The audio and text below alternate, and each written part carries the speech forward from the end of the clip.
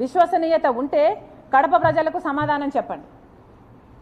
వివేకానంద రెడ్డి గారి హత్య విషయంలో అవినాష్ రెడ్డి గారు ముందక్కడికి వెళ్ళారు అని చెప్పారు. రవీంద్రనాథ్ రెడ్డి గారేమో సాక్ష్యాలు తుడిచేస్తుంటే అక్కడ నిలబడి చూశాడు అవినాష్ రెడ్డి అని రవీంద్రనాథ్ రెడ్డి గారు చెప్తారు. ఆ తర్వాత అవినాష్ రెడ్డి గారు మీకు ఫోన్ చేశారు అని చెప్తున్నారు. ఫోన్లో మీకు అవినాష్ రెడ్డి గారు ఏం చెప్పారు? అవినాష్ రెడ్డి గారు ఒకవేళ ఇక్కడ హార్ట్ అటాక్తో చనిపోయాడు అని మీకు చెప్పుంటే మీకు ఈ రోజు వరకు కూడా అనుమానం లేదా? అంత రక్తం ఉంటే హార్ట్ అటాక్తో ఎలా చెప్పాడు ఈ అబ్బాయిలో ఏదో దాచుతున్నాడు అన్న అనుమానం మీకు ఈ రోజు వరకు కలగలేదా? లేదు, ఆ అబ్బాయి నాకు నిజమే చెప్పాడు, ఇక్కడ అంతా రక్తం ఉందన్న హత్య జరిగింది అని చెప్పుంటే మీకు మరి సాక్షిలో హార్ట్ అటాక్ అని మీరు ఎందుకు రాపిచ్చారు? ఈరోజైనా సమాధానం చెప్పండి. ఎంతసేపు ఉన్నా ఆ అబ్బాయి నన్ను కన్విన్స్ చేశాడు అని మాట్లాడుతున్నాడు టీవీలో. ఈ అబ్బాయి అంట 4 ఇంటర్వ్యూలు ఇచ్చాడంట కష్టపడి. సునీతమ్మ 5 ఏళ్ల కష్టం ఎవరికి కనిపించడం లేదు, ఆయనకైతే అసలుకే కనిపించడం లేదు. 5 ఏళ్ళు న్యాయం కోసం గడప గడప తిరిగి కోర్టు మెట్లన్నీ ఎక్కి పోలీస్ స్టేషన్లో అన్ని చుట్టూ ముట్టే 5 సంవత్సరాల కష్టం కనిపించలేదు. ఈ అబ్బాయి అంట 4 ఇంటర్వ్యూలు ఇచ్చాడట. ఈ 4 ఇంటర్వ్యూలను పట్టి అవినాష్ రెడ్డి గారు నిర్దోషి అని ఈయన నిర్ధారించుకున్నారంట.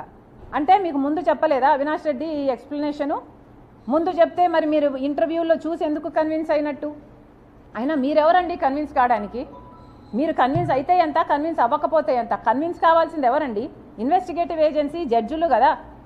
మరి మిమ్మల్ని కన్విన్స్ చేసిన అవినాష్ రెడ్డి సిబిఐని ఎందుకు కన్విన్స్ చేయలేకుండా ఉన్నాడు? వెళ్ళమని చెప్పండి. సిబిఐని తప్పించుకొని ఎందుకు తిరుగుతున్నాడు? సిబిఐ అరెస్ట్ చేయడానికి వస్తే కర్నూలులో అంత 3 రోజుల పాటు బీభత్సం సృష్టించారు కదా. పోలీసులను, మూకల్ని అంత లా అండ్ ఆర్డర్ ప్రాబ్లమ్ సృష్టించి అసలు చెయ్యి వేయనీయలేదు కదా అవినాష్ మీద. సిబిఐ ఆఖరికి empty handed, it had to go back. That is an insult, humiliation to CBI in it's history. మరి అంతగా మీరు అంత దిగజారిన రాజకీయాలు చేస్తున్నారే, మరి మిమ్మల్ని కన్విన్స్ చేయడం ఏం అవసరం అండి? మీరు కన్విన్స్ అయితే ఎంత, అవ్వకపోతే ఎంత? ప్రజలు కదా కన్విన్స్ అవ్వాలి. మరి ప్రజలకి సమాధానాలు చెప్పండి. ఎందుకని సాక్షి టీవీలో హార్ట్ అటాక్ అని చెప్పారు? ఎందుకని ముందు సిబిఐ అడిగారు, ఆ తర్వాత సిబిఐ వద్దన్నారు? ఎందుకని అవినాష్ సాక్ష్యాలు తుడిచేస్తుంటే అమాయకంగా నిలబడి చూశాడు?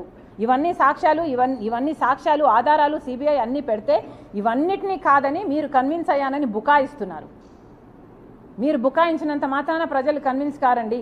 ప్రజలకు కూడా దేవుడు కూడా ఒక ఇంగితం అంటూ ఇచ్చారు, అర్థం చేసుకోవాలి. జగన్మోహన్ రెడ్డి గారు విశ్వసనీయత విలువలు అని ఇంత గట్టిగా మాట్లాడుతున్నారే, మీకే గనక విశ్వసనీయత ఉంటే అధికారంలోకి వచ్చారు ఎందుకు? మరి ప్రత్యేక హోదా ఎందుకు రాలేదు? ప్రత్యేక హోదా ఎందుకు తేలేదు? మీరు బీజేపీ మెడలు ఎందుకు వంచలేదు?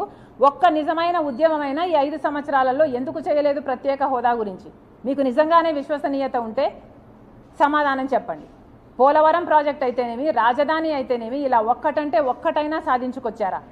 మీకు నిజంగానే విశ్వసనీయత ఉంటే మరి ప్రజల ప్రయోజనాలన్నీ ఎందుకు తాకట్టు పెట్టారు బీజేపీ పార్టీకి? మీ స్వప్రయోజనాల కోసం ఏదైనా తాకట్టు పెడతారా? ఎవరినైనా బలి చేసుకుంటూ పోతారా? ఎవరినైనా తొక్కుకుంటూ పోతారా? కనీసం కడపలో స్టీల్ ఫ్యాక్టరీ కూడా మీరు కట్టలేదు. ఇది అవమానంగా లేదా మీకు?